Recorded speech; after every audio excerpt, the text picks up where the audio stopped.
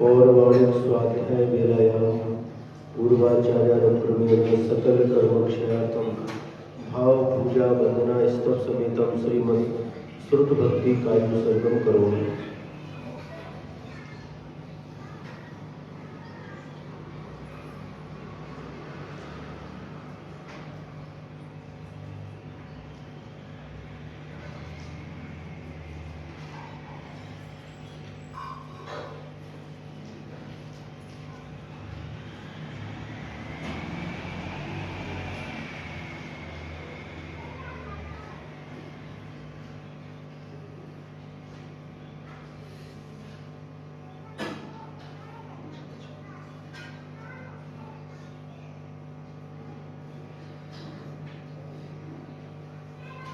ओकारं बिंदु संयुक्तं नित्यं ध्यायन्ति योगिनः कामदं मोक्षदं चैव ओंकाराय नमो नमः। अविरल शब्दधनोः प्रक्षालित सकलभूतलकलङ्काः मुनिविर्पाशतीर्था सरस्वती हरितनोदृतम् अज्ञानतिमिरान्धानां ज्ञानाञ्जनशलाकया चक्षुरुन्मीलितं येन तस्मै श्रीगुरवे नमः। परम गुरुभ्यो नमः। परम्पराचार्य गुरुभ्यो नमः। सकलकलशविध्वंसकं श्रेयसां परवर्धकं धर्मसम्बन्धकं भवजीवमनः प्रतिबोधकारकम् इदं शास्त्रं श्री योगसारनामधेयम्। अस्य मूलग्रन्थकर्तारः श्री सर्वज्ञदेवाः तदुत्तरग्रन्थकर्तारः श्री गणधरदेवाः प्रतिगणधरदेवाः तेषां वचोनुसार श्रीमद् आचार्य प्रवर श्री योगीन्द्रदेवैः विरचितं मंगलम भगवान वीरो मंगलम गौतमो गणी मंगलम कुंद कुंदार्यो जैन धर्मोस्तु मंगलम सर्वमंगल मांगल्यम सर्वकल्याणकारकं प्रधानं सर्वधर्माणां जैनं जयतु शासनं जैनं जयतु शासनं। कोटिशतं द्वादशैव कोट्यो लक्षादशीतिः त्रिदिकानि चैव पञ्चाशदष्टौत सहस्रसङ्ख्या नेतश्रुतं पञ्चपदं नमामि। हरिहन्तभासि अर्थं गणहरदेहिं गन्ध्यं सम्मं प्रणमामि भक्तियुक्तो सुरनानमो वयं शिरसा इच्छामि वन्दे सुरवती काउ शुभो कौतुसालचम् अंगो अंगो पैने पावडे पर्यमि सुत परमाणु योग पुगै चूलिया चैव सुतथै दम्बकायं शनिच्चकालं अंचेमि पूजेमि वन्दामि नमस्सामि दुःखभो कमुखो मोहिलां सुवै गमनं समाहि मरणं गिरुगुण संपत्ति हो मज्जं। पौर्वाणिक स्वाध्याय वेलायां पूर्वाचार्यानुक्रमेण सकल कर्मक्षयार्थं भाव पूजा वंदना स्तव समेतं श्रीमदाचार्य भक्ति काव्योत्सर्गं करोमि।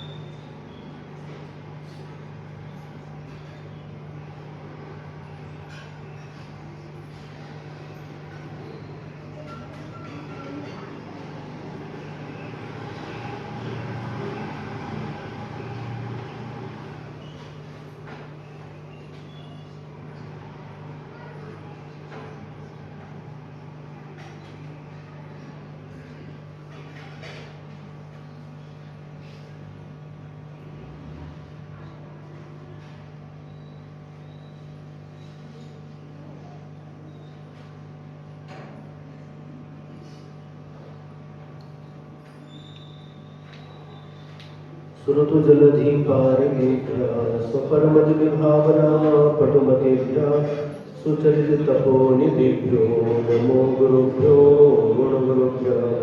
36 गुण समर्गे पंचविहाचार कर्ण संधर से शिष्यानुग्रह कुशले धम्मैर्षया वन्दे गुरुभक्ति संयमेन तरन्त संसार सायरं घोरं छिन्नन्ति अर्थकम्पं जन्ममरणं पारयन्ति ये नित्यं व्रतमन्त्रहोमनिरता दानाग्निहोत्राकुलाः सत्कर्माभिरताः सकोधर्मराः साधुप्रियाः साधवः शीलप्रावरणा गुणप्रहरणाः चन्द्रार्कतेजोदिकाः मोक्षद्वारकपाटपाटलभटाः क्रीडन्तु मां साधवः गुरुः पान्तु नो नित्यं ज्ञानदर्शननायकाः चारित्राणो गम्भीरा मोक्षमार्गोपदेशकाः इच्छामि बन्ते आर्यभक्ति कामशुभो कौतुसालचं सम्मनान समदर्शन समचरिताणं पंचव्याचारणं आय्याणं आयारादिसुरनाणोपदेश्याणं उवच्छायाणं त्रियणुपरणं सम्प्रसावनं शरणच्चकारम् अंचेमि पूजेमि वन्दामि नमस्सामि दुःखखो कम्मखो गोहिलाओ सुवैगमनं समाहि मरणं जंगुल संपत्ति हो मत जे जाया झाड़ दिए कम्म कलंक डहेवी नित्य निरंजन नानमय ते परमपणवेवी ते परमपणवेवी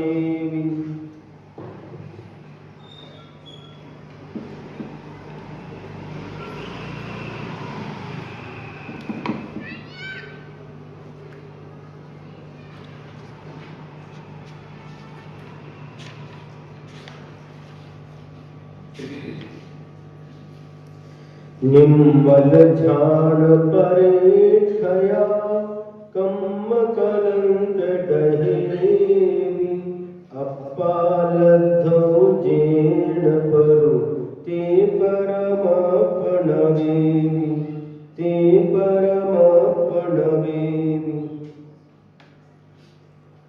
योगसार ग्रंथ का स्वाध्याय चल रहा है। योगा सूत्र नंबर 90 जो सम्मत पहाड़ बहु सो तैलोय पहाड़ केवल नान बिलहु लहई सासय सुख निहाण। यह सम्यक्त प्रधानः बुध सत्रलोक प्रधानः केवल ज्ञानमपि लघु लभते शाश्वत सौख्य निधानम्। क्या कह रहे हैं? जिसके सम्यक दर्शन प्रधान है वही बुद्धिमान है, वही पंडित है, वही ज्ञानी है और तीन लोक में वही प्रधान है। वह जीव शाश्वत सुख के निधान केवल ज्ञान को भी शीघ्र प्राप्त कर लेता है।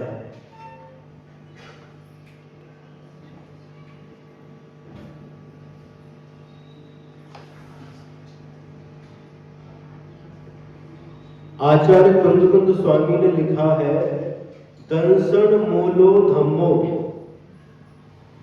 जो अपना धर्म है उसका मूल दर्शन, दर्शन यानी सम्यक दर्शन है। मूल का मतलब जड़ होता है। जिस प्रकार से वृक्ष का आधार जड़ होती है, जड़ जितनी गहरी होगी वृक्ष उतना ही टिकाऊ होता है। जब किसी भी बीज का वपन करते हैं मिट्टी के अंदर और उसमें उसके योग्य खाद पानी आदि डालते हैं तो उस बीज की यात्रा दोनों ओर प्रारंभ हो जाती है। एक धरती के ऊपर की ओर और एक धरती के नीचे की ओर।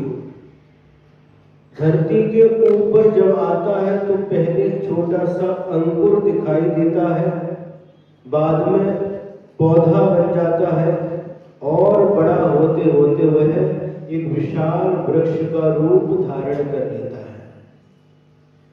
ये तो ऊपर की बात हो गई, लेकिन अंदर जो उस बीज की यात्रा होती है वह हमें अपनी आंखों के माध्यम से दिखाई नहीं देती। अंदर ही अंदर वह धरती के अंदर स्थान बनाते हुए अपनी यात्रा प्रारंभ करता है और वह जड़ का रूप धारण कर लेता है, जिसे जड़ कहते हैं, मूल कहते हैं। धरती के अंदर वह इतनी मजबूती के साथ उसको पकड़ता है और उसी के आधार पर वृक्ष की सुरक्षा होती है। जड़ें मजबूत होती हैं तो वह वृक्ष बड़े बड़े आंधी तूफान को भी सहन करने में सक्षम होता है। यदि जड़ें मजबूत नहीं होंगी तो वृक्ष टिकाऊ नहीं हो सकता। ललितपुर में एक रसिया जी थे और वे कुछ पंक्तियां सुनाते थे।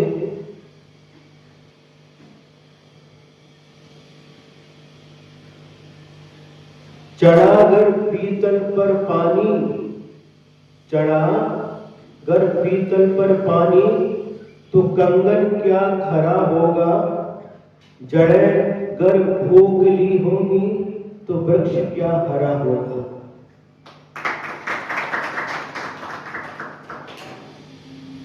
अगर जड़ें खोखली होंगी तो वृक्ष हरा कैसे रह सकता है। वृक्ष जो दिखाई दे रहा है उसका जो मूल है वह जमीन के अंदर है।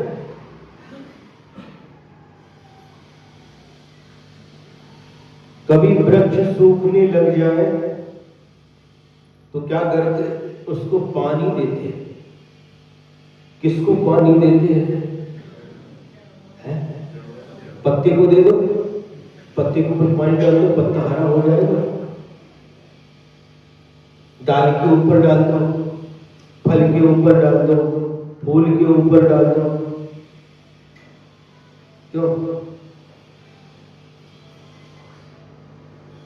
पानी कहाँ डालना पड़ता है? जड़ में डालना पड़ता है। जहां पर जड़ होती है वहीं पर पानी डालना पड़ता है और उसी के माध्यम से वह पानी पूरे के पूरे वृक्ष में, पेड़ में पहुंच जाता है और पूरा पेड़ हरा भरा दिखाई देता है, फल और फूलों से भरा हुआ दिखाई देता है। तो उसी प्रकार से यदि धर्म की कोई जड़ है तो वह सम्यक दर्शन है। यदि सम्यक दर्शन नहीं है तो ये धर्म का वृक्ष हरा भरा दिखाई नहीं दे सकता।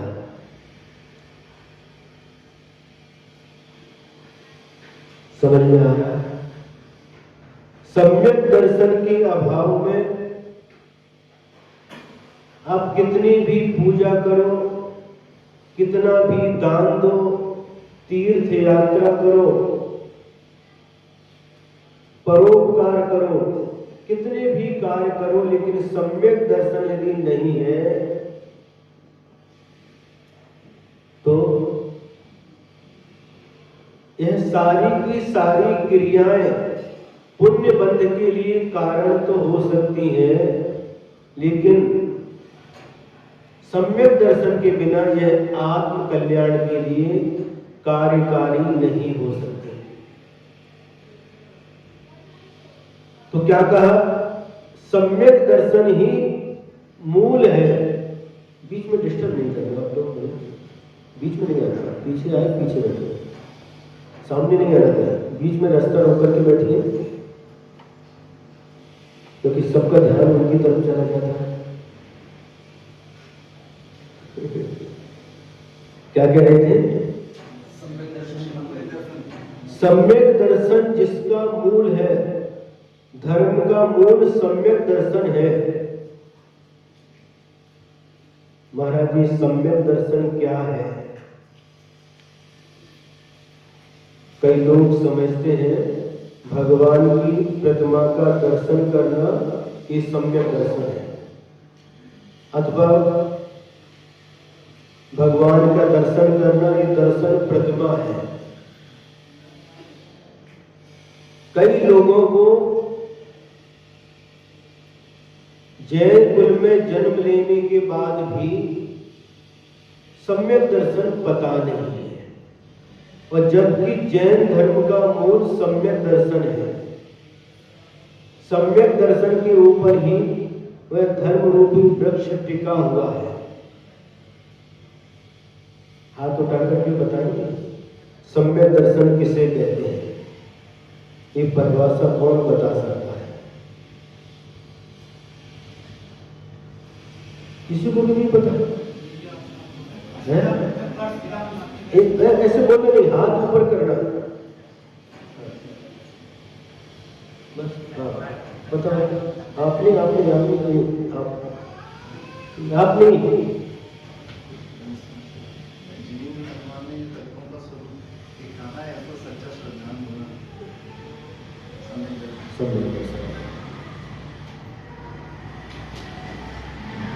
तत्वाद श्रद्धानम सम्यक दर्शन, ये परिभाषा आपने बताई।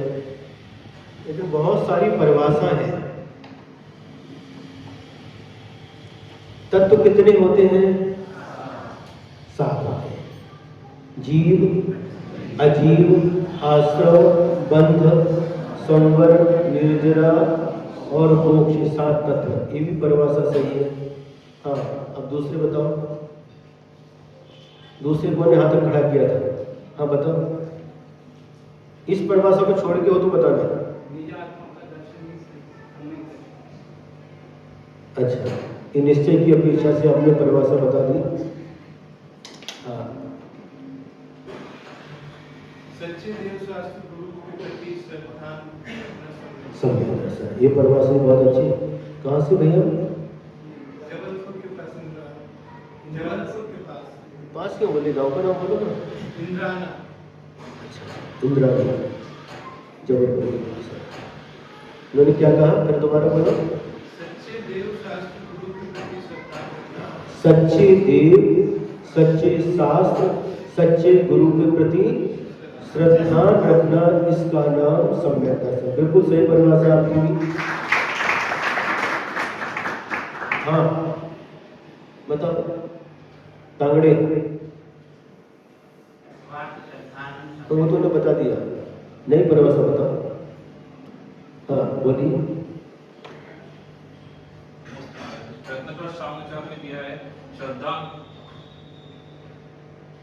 श्रद्धानम परमार्थानां मातारम तपोव्रतां त्रिमूढ़ापूर्णमष्टांगं सम्यक् दर्शनमस्मि।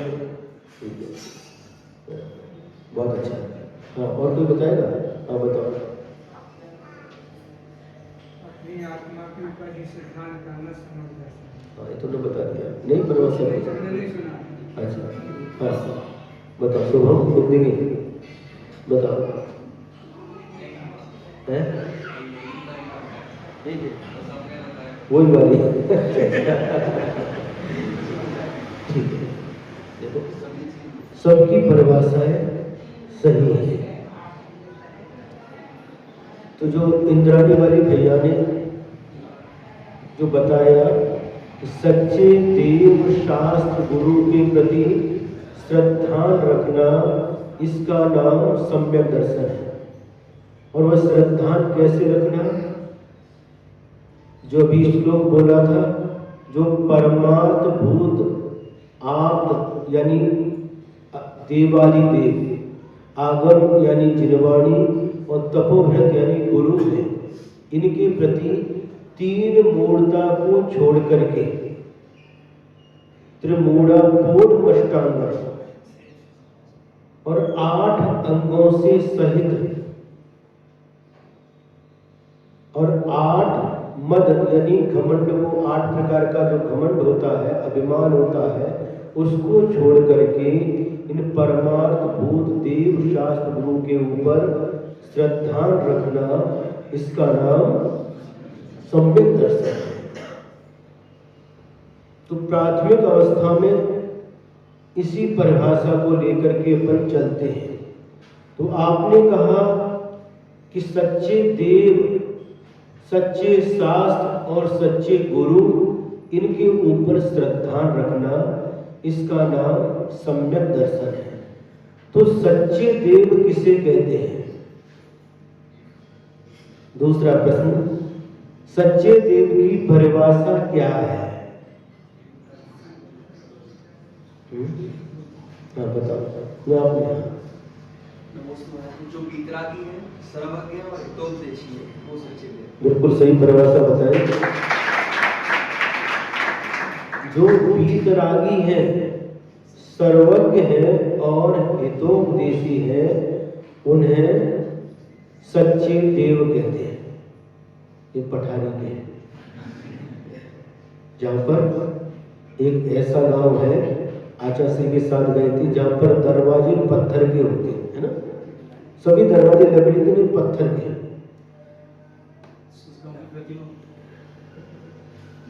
तो सच्चे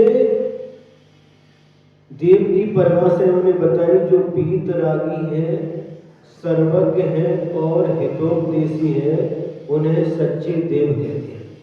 अब बताइए वीतरागी किसे कहते हैं? हाँ बताइए।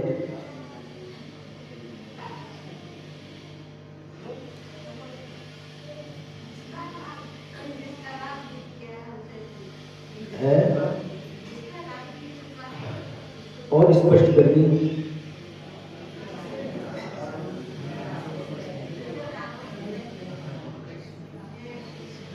तो वीतराग शब्द का अर्थ ठीक है, लेकिन और अधिक स्पष्ट करिए। हाँ बताओ। हाँ, जो राग आदि 18 दोषों से रहित है, उन्हें वीतरागी कहते हैं। अकेला राग नहीं, राग के साथ द्वेष भी नहीं है। राग द्वेष आदि 18 दोषों से जो रहित है, उन्हें वीतरागी कहते हैं। 18 दोषों के नाम कोई बता सकता है? हाँ बताओ।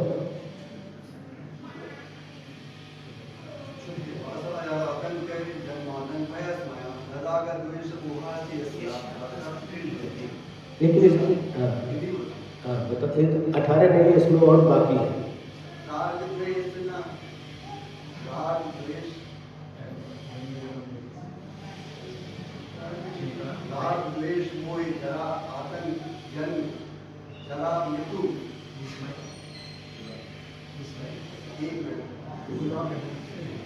ठीक है, कल याद करके बताइए। जन्म, आसन, जरा, मृत्यु, भय, श्वेत, पसीना।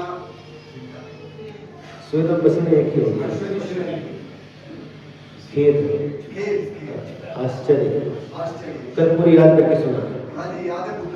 कोई कल सुना।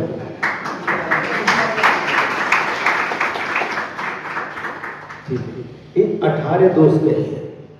उस सच्चे देव का स्वरूप क्या है? उन्होंने कहा क्षुत पिपासा जरा तंक। क्षुत माने भूख, जिसको भूख नहीं लगती वह सच्चे देव कहलाते हैं। समझ में आ रहा है? आपको भूख लगती है? आप देव नहीं है। हमें भी भूख लगती है, हम भी देव नहीं है। जो देवगति के देव होते हैं, उनको भी भूख लगती कि नहीं लगती है? फिर क्या बनाते हैं? दाल रोटी सब्जी खाते क्या हो? हाँ, उनके यहाँ उनके कंठ में अमृत होता है, और बहुत महीनों के बाद, पक्षों के बाद उनको भूख लगती है, वहीं से अमृत झरता है और उनकी क्षुधा मिट जाती है। वो भी भूख तो लगती है उनको भी। जिसको भूख लगती है वह हमारे देव नहीं हो सकते। अब भगवान को भूख लगती है कि नहीं लगती? सही बताओ। फिर आदिनाथ भगवान क्यों गए थे? राजा श्रेयांश के यहाँ आहार हुआ उनका, महावीर भगवान का चंदन वाला के यहाँ आहार हुआ, बताओ जी, क्यों नहीं तो बोलो। हाँ, जिस समय उन्होंने आहार ग्रहण किया था उस समय वो भगवान नहीं थे, मुनि महाराज थे। तो मुनि महाराज को तो भूख लगती है, अभी उनके अंदर 18 दोषों का नाश नहीं हुआ, इसलिए भूख लगती है तो आहार करने के लिए तीर्थंकर भगवान भी, लेकिन मुनि अवस्था में वह भी श्रावक के यहाँ आहार के लिए जाते हैं। तो उनको भूख लग रही है, जब तक आहार ले रहे तब तक वो हमारे सच्चे देव नहीं है, भगवान नहीं है। समझ में आ रहा है? प्यास किसको लगती है, वह भी सच्चा देव नहीं। ये परिभाषा समझो देव की परिभाषा क्या है। ये परिभाषा तो याद हो गई, लेकिन वास्तविकता क्या है, वास्तविक स्वरूप क्या है देव का। कहीं पर भी जाते हैं और देव मान करके क्या करते हैं,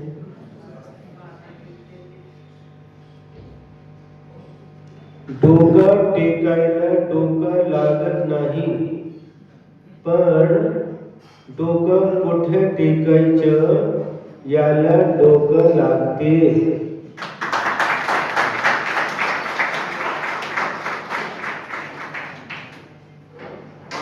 क्यों भाई, ये मराठी समझ में आया क्या? क्या समझ में आया?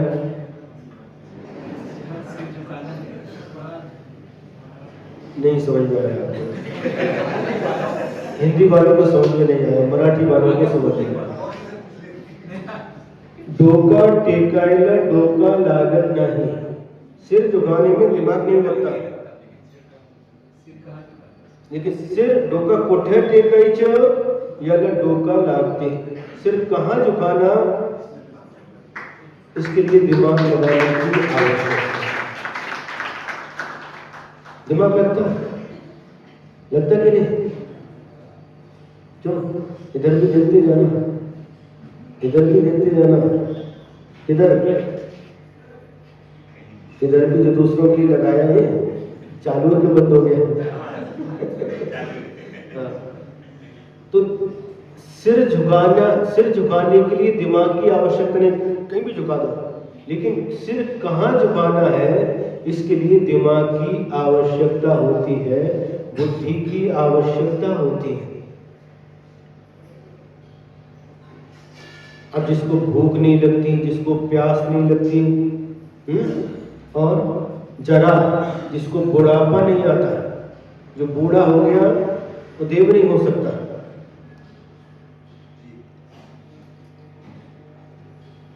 समझ में आ रहा है ना?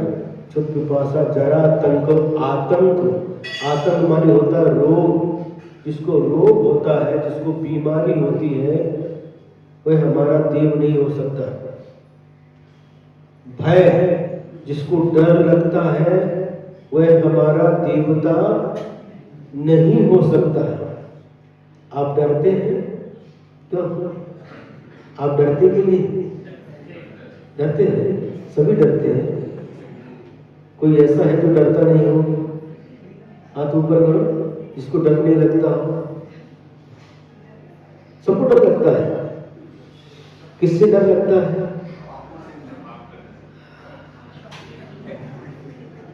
किससे डर लगता है? बताओ। पाप से डर लगता है। और किससे डर लगता है? बोलो। आगे क्या होगा इसका डर लगता है, भविष्य में क्या होगा इसका डर लगता है। और बोलो। रोगों से डर लगता है। और किससे डर लगता है? बताओ जल्दी। अरे देखो, बोलो तो। हाँ है?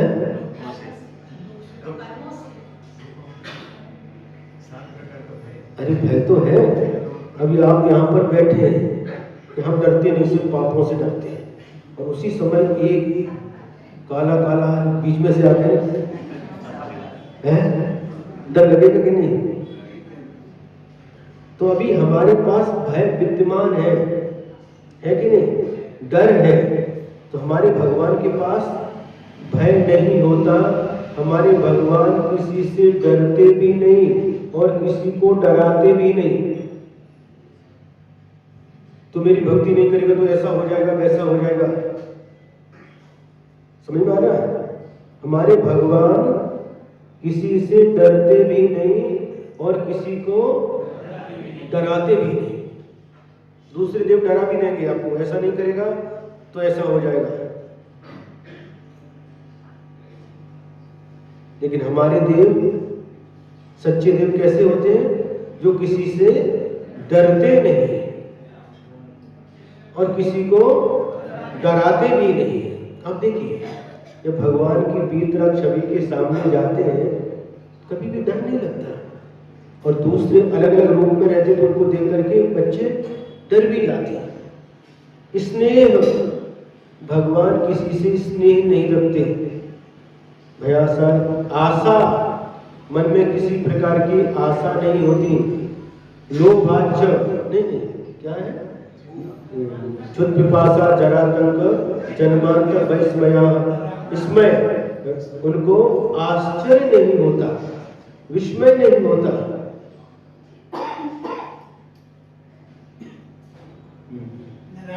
राग, द्वेष, मोह आदि नहीं होते। किसी से राग नहीं, किसी से द्वेष नहीं, मोह नहीं, पसीना नहीं, खेद नहीं। ये 18 दोषों से जो रहित होते हैं वह क्या कहते हैं? वीतरागी कहलाते हैं। समझ में आया?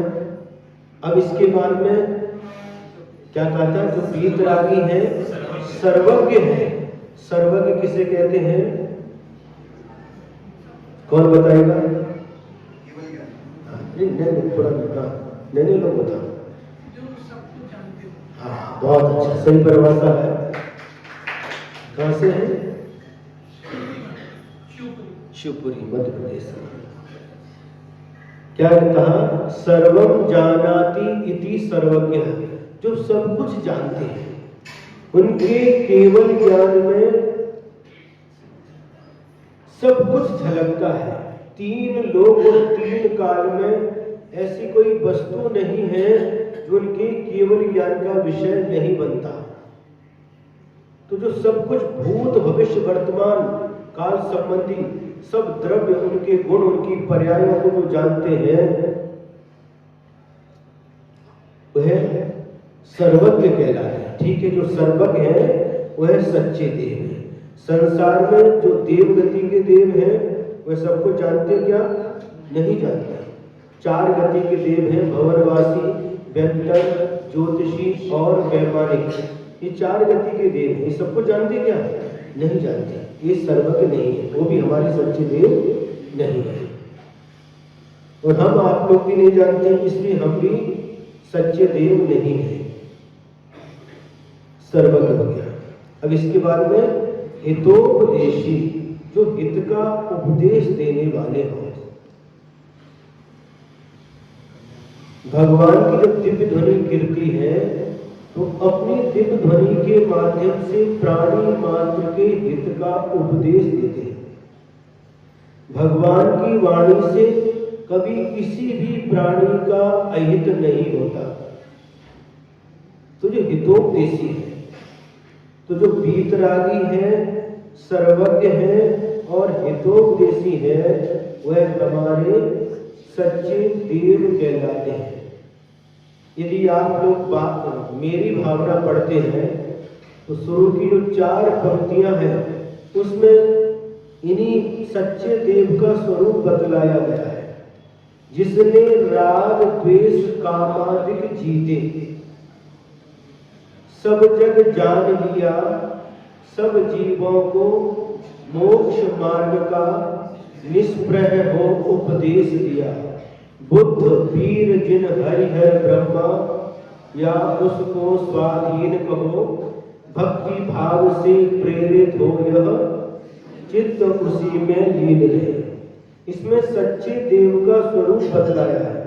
आप लोग मेरी भावना पढ़ते हैं लेकिन उसके अर्थ की तरफ आपका ध्यान नहीं जाता। क्या कहा? जिसने राग द्वेष काम आदि दोषों को जीत लिया। आदि माने सारे 18 दोष सब आ जाएंगे इसमें।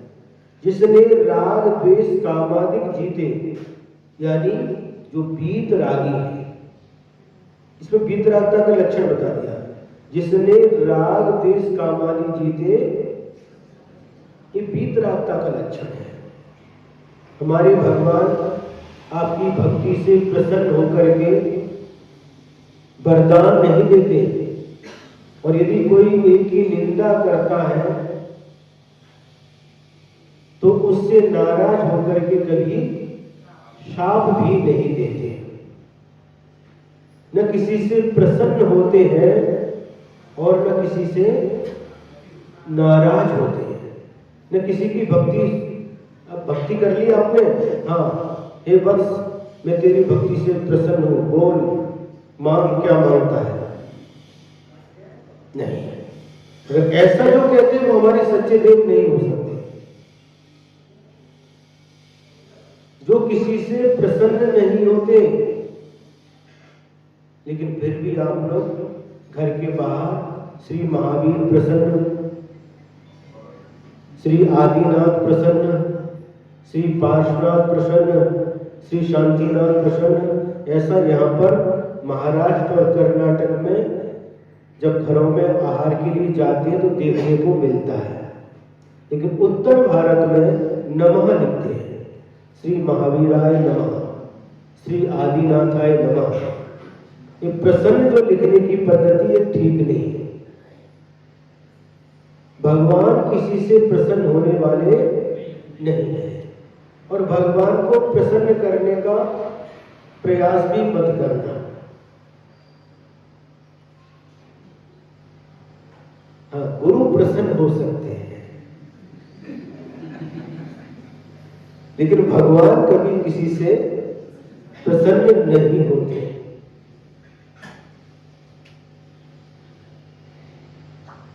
समझ में आ रहा है? यहाँ पर महाराष्ट्र के लोग भी हैं, है कि नहीं? हाथ ऊपर करके बताओ, महाराष्ट्र के लोग कितने हैं? सभी लोग महाराष्ट्र के। अरे जो महाराष्ट्र के वो आप एमपी के हो, ऐसे नहीं हो गए? ऐसे कैसे हो गए? हाँ, हाँ। महाराष्ट्र के लोग भी हैं, कर्नाटक के भी हैं। कर्नाटक के कौन है? कोई नहीं कर्नाटक। राजस्थान के भी हैं, एमपी के भी हैं, यूपी के भी हैं, गुजरात के भी हैं। सभी जगह के लोग यहाँ पर पूना में रहते हैं। ये विशेषता है। जिस गांव में जाते हैं उसी गांव के लोग मिलते हैं। अमरावती गए तो अमरावती के लोग ही मिलेंगे, कोल्हापुर गए तो कोल्हापुर के लोग ही मिलेंगे, है ना? जयपुर गए तो जयपुर के मिलेंगे, सागर गए तो सागर के मिलेंगे, ललितपुर गए तो ललितपुर के मिलेंगे, जबलपुर गए तो जबलपुर के मिलेंगे। लेकिन यहाँ पर पूना में सब जगह के लोग एक साथ मिल जाते हैं।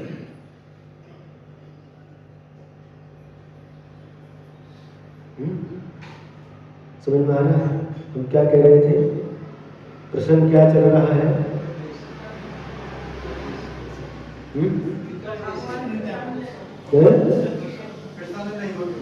हाँ, भगवान किसी से प्रसन्न नहीं होते, और जो प्रसन्न हो गए वो भगवान नहीं होते। न प्रसन्न होते हैं न नाराज होते। भगवान हमारे कैसे? इसका नाम है बीतराग, बीतरागी प्रभु।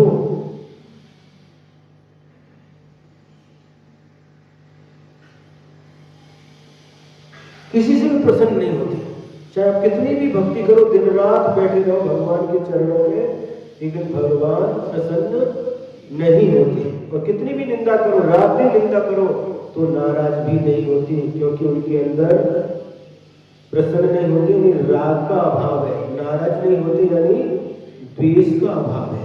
इसीलिए देखिए, राग और द्वेष के कुछ चिन्ह होते हैं, उनको आप थोड़ा सा समझिए। राग का चिन्ह क्या है? वस्त्र है। ये किसका चिन्ह है? राग का चिन्ह है। आभूषण है, सिर पर मुकुट है, गले में हार है, कानों में कुंडल है, नाक में क्या होता है? नथनी गर्दनी है, कलाई पे कंगन है, चूड़ी है, उंगलियों में अंगूठी है, कमर में गर्दनी है, पैर में पायल है। ये सब जितने भी आभूषण है ये सभी राग के प्रतीक है। श्रृंगार राग का प्रतीक है। समझ आ रहा है? जब आप आते हैं, स्नान करते हैं और स्नान करने के बाद में क्या सुगंधित तेल लगाते हैं, दर्पण के सामने खड़े होकर के कंघी करते हैं, सुगंधित पदार्थ क्या बोलते हैं, क्रीम लगाते हैं और वो स्प्रे करते हैं। सब क्या है? ये सब राग का प्रतीक है। ये सारी की सारी वस्तुएं राग का प्रतीक है। वस्त्र, आभूषण, श्रृंगार ये सभी राग का प्रतीक है। हमारी भगवान को देखो, न हमारे भगवान के शरीर पर वस्त्र है, न कोई शरीर पर आभूषण है और न कोई श्रृंगार है। तो भगवान राग से रहित है। तो जिनके पास ये सब है, सब राग का प्रतीक है। और द्वेष की सामग्री क्या है? जितने भी अस्त्र शस्त्र होते हैं, धनुष बाण है, बंदूक है, भाला है, गदा है, त्रिशूल है, ये सब क्या है? ये सब द्वेष का प्रतीक है। जितने भी अस्त्र शस्त्र होते हैं ये सभी द्वेष का प्रतीक है। जिसके प्रति द्वेष होता है ये किसके लिए रहते हैं? मारने के लिए रहता है या अपनी रक्षा के लिए रहता है। तो ये सब क्या है? ये द्वेष का प्रतीक है। जो हमारे लिए प्रतिकूल हुआ उसको समाप्त कर दे। ये क्या है? ये द्वेष का प्रतीक है। हमारी भगवान के अंदर किसी के प्रति भी द्वेष नहीं है। इसलिए द्वेष की सामग्री, कोई भी अस्त्र शस्त्र हमारे भगवान के पास में नहीं है। समझ में आ गया? नहीं आ गया? क्यों आ रहा? कम से कम इतना तो समझ में आ जाए। हम भोजन करते हैं, अभिषेक करते हैं, लेकिन ये बात भी हमें समझ में आ जाए। सम्यक दर्शन के साथ ये सब करते हैं तो ये विशेष रूप से कार्यकारी होते हैं। इसलिए हम एक थोड़ी सी भूमिका बना रहे हैं। तो जो सच्चे देव का स्वरूप आपने समझ लिया, अब जहां पर भी वस्त्र दिखता है ये हमारे सच्चे देव हो सकते हैं, लेकिन सच्चे देव नहीं है। देव शास्त्र गुरु के ऊपर श्रद्धा रखना नहीं, उसके आगे सच्चे देव शास्त्र गुरु, मराठी में खरे देव शास्त्र गुरु। तो खरे देव का स्वरूप आपने संक्षेप से समझ लिया। समझ में आया कि नहीं? तो ये सब चीज यदि हम समझेंगे तभी हमें, बिना समझे हम कुछ भी करें तो उससे कोई मतलब सिद्ध नहीं होता। और समझ करके करते हैं, ज्ञान के साथ करते हैं, तो है क्रिया, वो है कार्य, हमारे लिए कार्यकारी सिद्ध हो जाता है।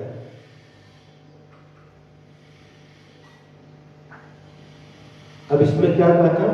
जिसने राग द्वेष कामादिक जीते, यानी जो पीत रागी है, सब जग जान लिया, यानी सर्वज्ञ है, सब जीवों को मोक्ष मार्ग का निष्प्रह हो उपदेश दिया।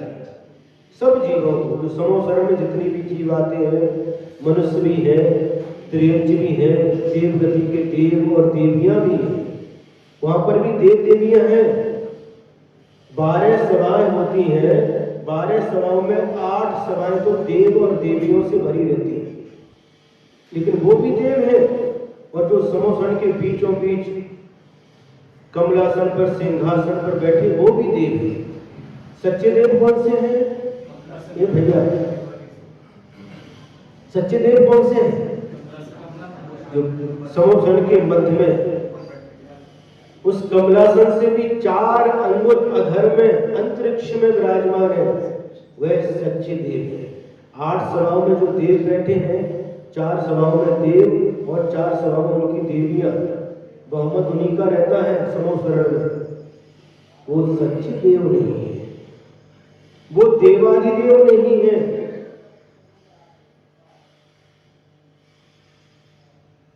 एक पूज्य देव होते हैं, एक पूजक देव होते हैं। पूज्य का मतलब जिसकी पूजा की जाती है, तो पूज्य देव तो देवाधिदेव है। और बाकी जितने भी 8 सभा में देव बैठे हैं, वह सभी भवनवासी, बेहतर, ज्योतिषी, वैमानिक, ये सभी क्या है? पूजक है, पूजा करने वाले। जैसे आप लोग पूजक हैं, पूजा करते कि नहीं? पूजक किसे कहते हैं? जो पूजा करता है। तो आप लोग क्या है? पूजक है। जैसे आप पूजक हैं, उसी प्रकार से देवगति के जितने देव हैं वह सभी पूजक हैं। उनमें से एक भी देव पूज्य नहीं है। सर्वार्थ सिद्धि के जो देव होते हैं, एक भवावतारी होते हैं। वह उनकी आयु समाप्त होती है, मरण करके मनुष्य बनते हैं और मुनि बन करके 8 कर्मों का नाश करके वह मोक्ष जाते, नियम है। और सर्वार्थ सिद्धि में जो देव जन्म लेते हैं, वह भी पहले मुनि ही जाते हैं। मुनि ही मरण करके सर्वार्थ सिद्धि में देव बनते हैं। श्रावक 16वें स्वर्ग तक जा सकते हैं, लेकिन 16वें स्वर्ग में 16वें स्वर्ग के ऊपर 9 ग्रैविक, 9 अनुदिश और 5 अनुत्तर, इन विमानों में जिनका जन्म होता है, वो नियम से मुनि ही होते हैं। 9वें ग्रैविक तक द्रवलिंगी, भावलिंगी दोनों प्रकार के मुनि जाते हैं। अब मुनि भी जाते हैं, लेकिन 9वें ग्रैविक के ऊपर 9 अनुदिश और 5 अनुत्तर विमानों में जो भावलिंगी मुनि महाराज होते हैं, वही जाते हैं। और सर्वार्थ सिद्धि में जाने वाले मुनि हैं, और सामान्य मुनि नहीं है। घोर तपस्या की, जिन्होंने घोर तपस्या की,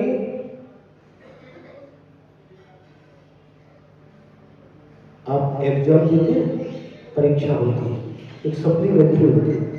सप्लीमेंट्री का मतलब क्या है? बोलो है? सप्लीमेंट्री क्या, किसको बोलते हैं? थोड़ा सा उसमें कमी है, सप्लीमेंट्री आ गई तो वह मोक्ष नहीं जा पाए, यहां पर सर्वार्थ सिद्धि तक रहते।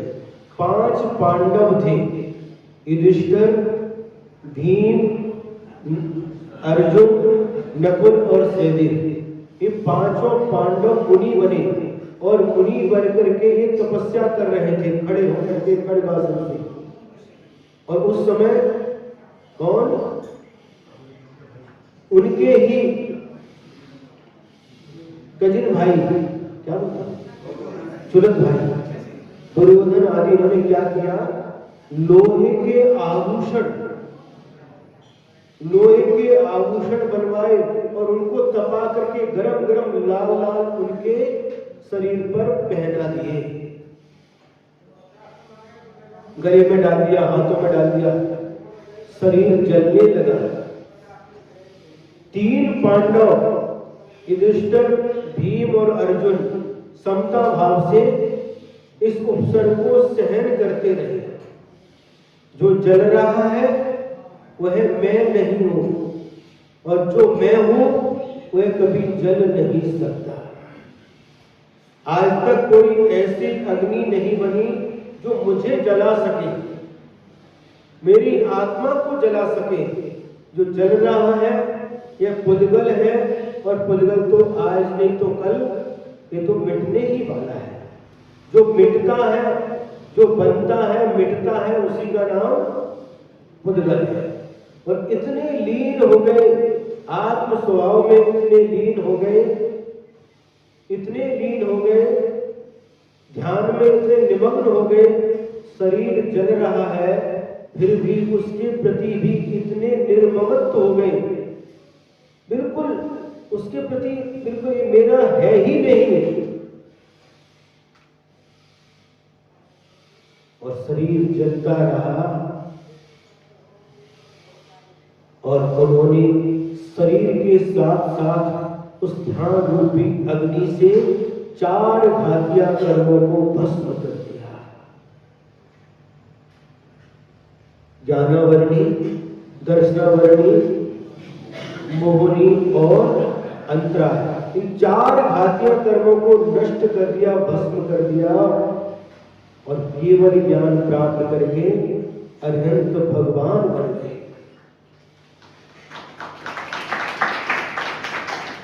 और 4 इसके बाद 4 अघातिया कर्म, वेदनी, आयु, नाम और गोत्र, इन 4 अघातिया कर्मों का नाश किया आयु के अंत में। तो फिर इस शरीर से रहे अशरीरी सिद्ध भगवान बन गए, मोक्ष प्राप्त कर दिया। लेकिन जो 2 पांडव थे, छोटे भाई नकुल और सहदेव, वह भी उपसर्ग को सहन कर रहे हैं, शरीर जल रहा है, उन्होंने उन आभूषणों को उतार करके फेंका नहीं, उसका कोई प्रतिकार नहीं किया, वह भी सहन कर रहे हैं।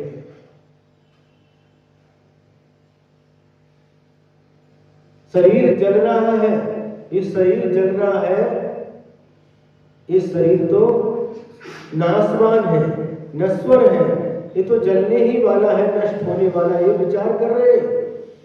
वही विचार उनकी आत्मा के अंदर चल रहा है, ध्यान में वो भी लीन है, लेकिन एक विकल्प मन में आता है, मैं तो ये उपसर्ग सहन कर रहा हूं, लेकिन मेरे बड़े भाई कैसे सहन कर रहे होंगे। बस जरा सा यह विकल्प, जरा सा यह राग कहो, विकल्प कहो, तो मोक्ष नहीं जा पाए। कहां गए? सर्वार्थ सिद्धि में उनका जन्म हो गया। इतनी घोर तपस्या की, उपसर्ग सहन किया, लेकिन जरा सा यह विकल्प मन में रह गया। इसलिए आचार्य कुंद स्वामी ने लिखा है, हे साधु, तू कितनी भी तपस्या कर ले, घोर तपस्या कर ले, गर्मी के ऊपर पहाड़ के ऊपर, गर्मी के समय पहाड़ के ऊपर घोर तपस्या कर ले, सर्दी के समय नदी के किनारे तपस्या कर, और बरसात के समय पेड़ के नीचे खड़े होकर के चातुर्मास पूरा कर लो। लेकिन यदि परमाणु मात्र भी पर द्रव्य के प्रति तेरे मन में राग है, लेकिन राग समझ लेना भैया, मराठी में राग का मतलब गुस्सा होता है, तो राग आ रहा, राग का मतलब मराठी में गुस्सा कहते हैं, लेकिन वहां पर ये गुस्सा नहीं समझना। महाराष्ट्र के लोग भी बैठे हैं,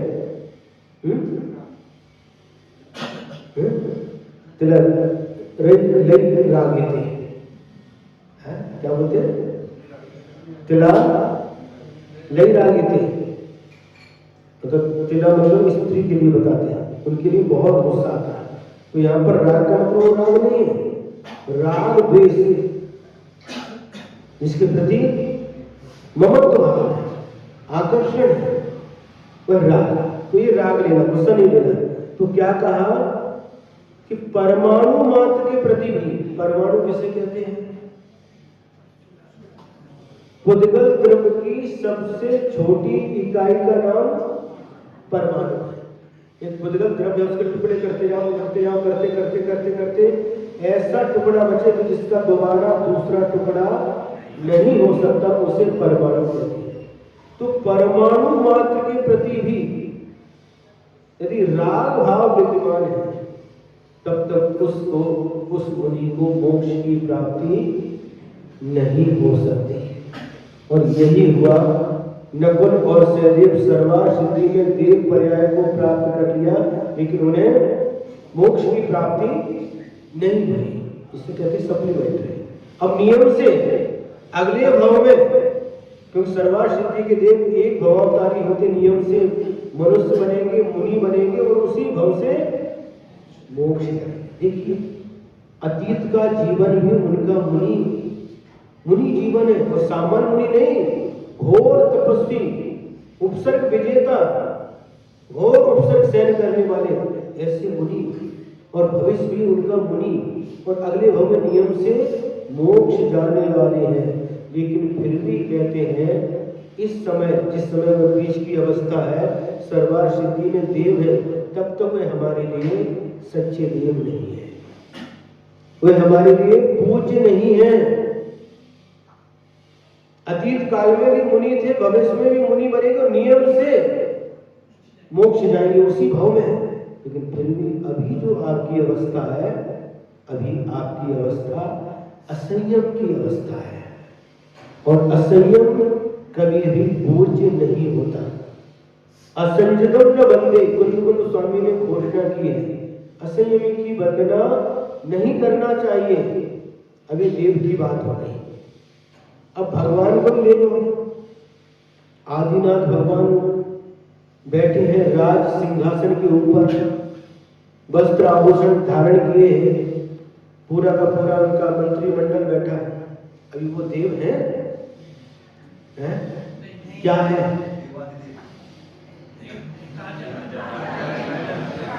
सोच समझ करके उत्तर दो भैया। अभी देवादिदेव नहीं बने, अभी कौन है? अभी राजा है, राज्य कर रहे हैं, अभी वो राजा है, अभी महाराज भी नहीं बने अभी। लेकिन उनकी अवस्था क्या है? असंयम।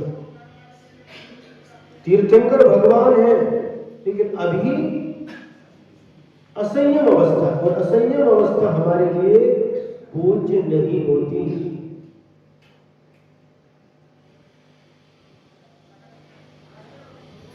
जिस समय वस्त्राभूषण धारण करके वही आदिनाथ भगवान, शांतिनाथ भगवान, महावीर भगवान बैठे, तब तक वो हमारे लिए, सुनो ये बात मत करो, क्या हो गया? क्या छोड़ना है क्या? छोड़ते जैसे आपकी इच्छा, जैसा आपका समय हो, क्योंकि आप लोग सब जॉब वाले हैं। टाइम हो गया क्या? बताओ भैया, हमको पता नहीं क्या टाइम है आपका।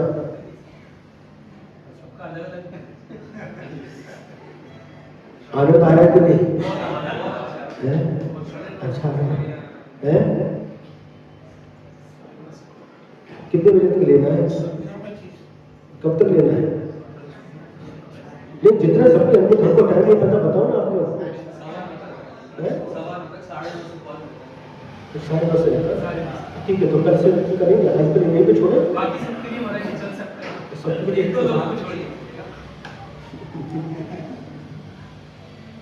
ठीक है। कहाँ तक पहुँच गए याद है? तो वहां पर भी देव पर्याय में भी वह पूज्य नहीं है, असंयम अवस्था है, और इस भाव में भी तीर्थंकर भी है। लेकिन जब तक वह राजा है, चक्रवर्ती भी है शांतिनाथ भगवान, तब तक पूज्य नहीं है, क्योंकि भगवान ने उपदेश दिया है, असंयम न बंदे, असंयमी की वंदना नहीं करना चाहिए। अब आप लोग सोचो, विचार करो, जब साक्षात तीर्थंकर भगवान भी असंयम अवस्था में उनके लिए पूज्य नहीं कहा है, तो देवगति के देव कैसे पूज्य हो सकते हैं? देवगति के जो देव हैं कैसे पूज्य हो सकते हैं, जब सर्वार्थ सिद्धि के देव भी पूज्य नहीं है? और एक बात और है, जो देवियां रहती हैं वो 16 स्वर्ग तक ही रहती हैं। 16 स्वर्ग के बाद देवियां नहीं है, सिर्फ देव ही रहते हैं। समझ में आ रहा है? सिर्फ देव ही रहते हैं वहां पर, देवियां नहीं है। लोकांतिक देव वो भी देव ही रहते हैं, वहां पर देवियां नहीं है। ऐसे देव भी असंयम होने के कारण से पूज्य नहीं है।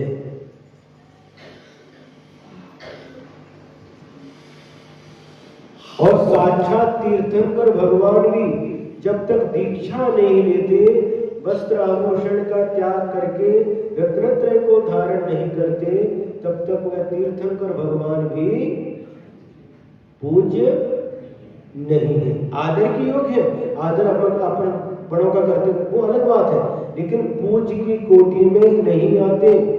नमो अरिहंताणम, नमो सिद्धाणम, नमो आयरियाणम, नमो गच्छायाणम, नमो लोए संकुसावम। नमोकार मंत्र के अंदर उनका स्थान नहीं है। किनका? तीर्थंकर का। कब? जब तक वह दीक्षा धारण नहीं करते तब तक नमोकार मंत्र के अंदर नहीं आते, और दीक्षा लेते ही तो नमो लोए संकुसावम के अंदर आ जाते हैं। और जब 4 घातिया कर्मों का नाश करके अरिहंत भगवान बनते हैं तो नमो अरिहंताणम के अंदर उनका स्थान आ जाता है।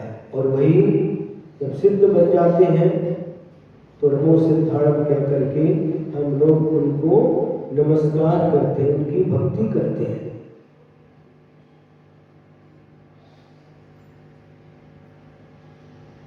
ये विषय बहुत अच्छी तरह से समझने लायक है। ये ज्ञान होने के बाद हम जो भी कार्य करेंगे, पूजा करेंगे, अभिषेक करेंगे और जो भी कार्य करेंगे तो वह हमारे लिए बहुत लाभकारी होगा।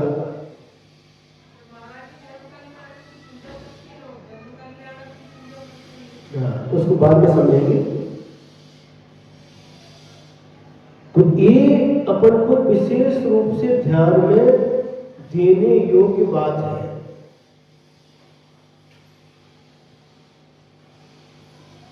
एक बार ये ज्ञान हो गया, फिर पूछने की आवश्यकता नहीं पड़ेगी।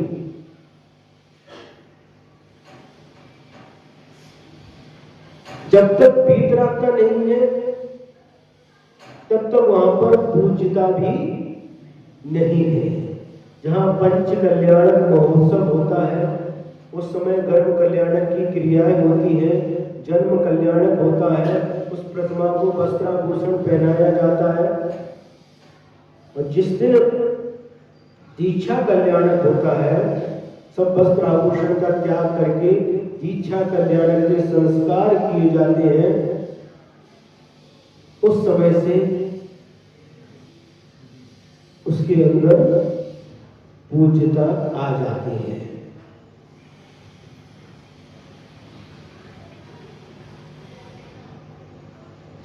सब जीवों को मोक्ष मार्ग का निष्प्रह हो उपदेश दिया। निष्प्रह माने इच्छा, कोई उनके अंदर इच्छा नहीं है, कोई बदले की भावना नहीं, इनसे हमें ये मिले।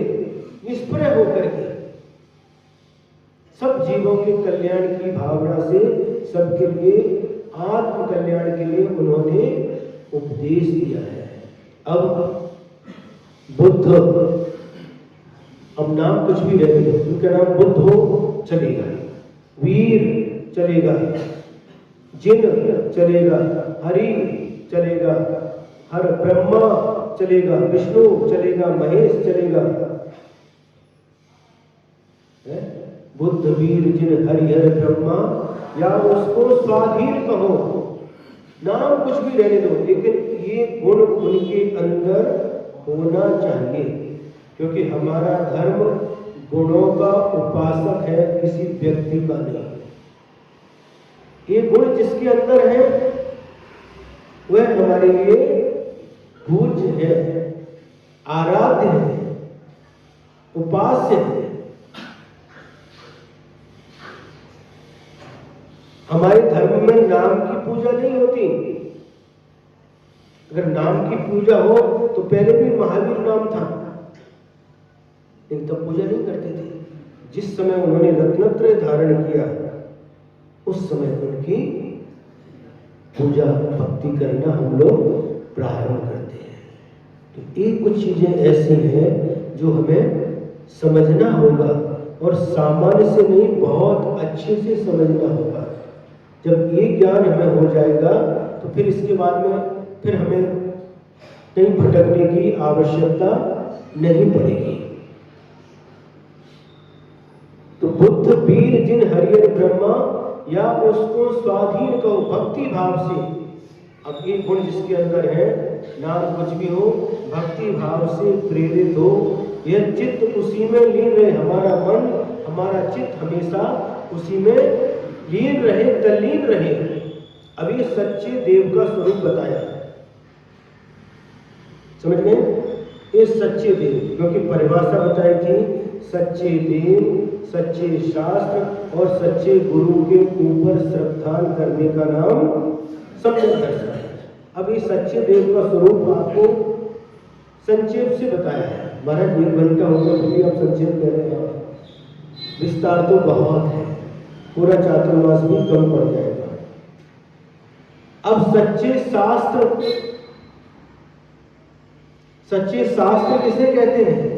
ये पुस्तक का नाम शास्त्र नहीं है। किसी भी पुस्तक को रख दिया और शास्त्र पढ़ करके हम शास्त्र समझ करके पढ़ने लगे, नहीं, पुस्तक का नाम शास्त्र नहीं है।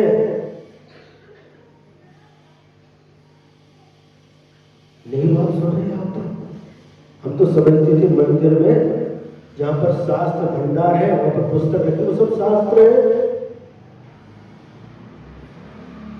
क्यों? जिस प्रकार से सच्चे देव का स्वरूप बताया है, उसी प्रकार से सच्चे शास्त्र का भी स्वरूप है। कोई बताएगा? याद है?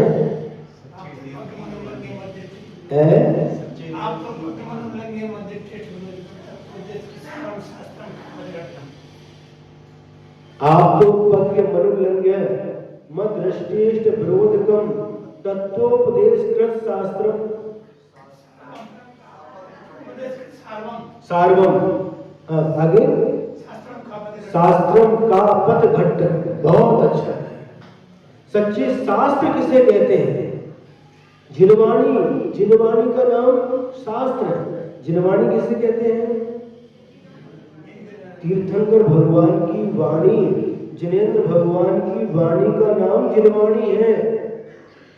पुस्तक का नाम जिनवाणी कोई भी लिख करके रख दो, और जिनवाणी, जिनवाणी नहीं, जिनवाणी किसे कहते हैं?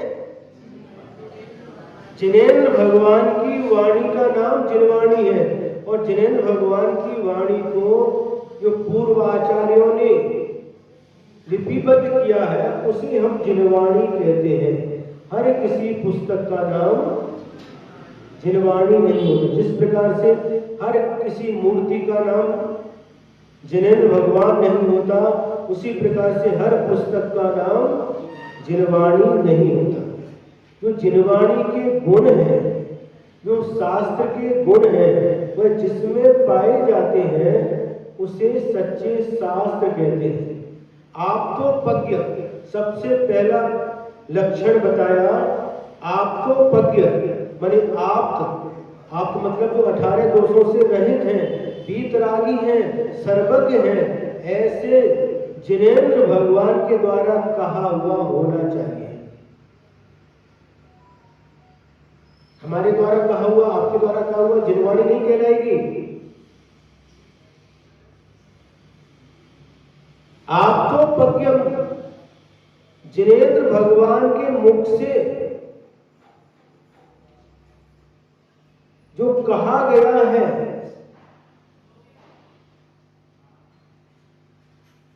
जो पालीदा ये नहीं, जो जिनेंद्र भगवान के द्वारा कहा गया है, सबसे पहला लक्षण है। जिनेंद्र भगवान ने क्या कहा है? हमें जिनवाणी को समझने के लिए भी ज्ञान होना चाहिए, भगवान की पहचान करने के लिए भी ज्ञान की आवश्यकता है। नहीं तो सब कुछ रख दो, कपड़े वाले भी रख दो, अस्त्र शस्त्र वाले भी रख दो, सबको भगवान है। जय भगवान।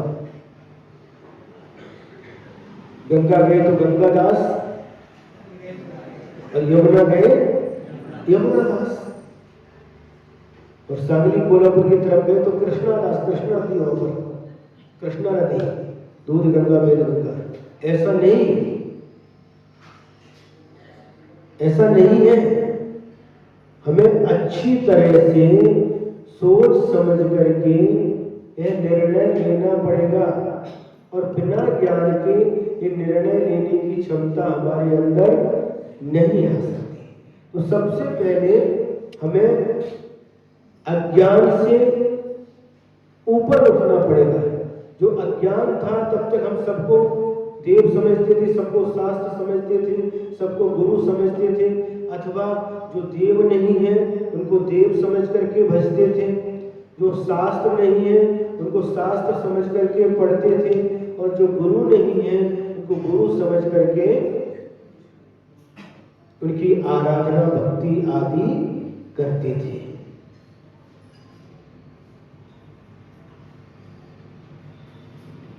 इसलिए हमें देव का लक्षण हमने अपने समझने का प्रयास किया, शास्त्र का लक्षण भी अपन को अच्छी तरह से समझना है। तो सबसे इसमें 6 बातें बताई हैं, सच्चे शास्त्र के लिए 6 बातें बताई हैं। आप तो पज्ञम, सबसे पहला लक्षण क्या है? जो जिनेंद्र भगवान के द्वारा कहा हुआ हो